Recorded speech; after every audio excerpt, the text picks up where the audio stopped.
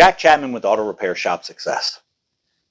As I said in the last video, we're going to be talking about process implementation. Now, there are many ways to do this, but we're going to highlight two that we use at Auto Repair Shop Success and that I personally use at Chloe's Auto Repair and Tire.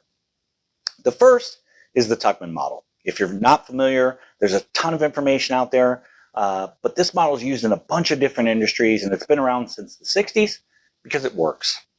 Now, there are 5 stages to this model, but in our industry, we only use 4 of those stages.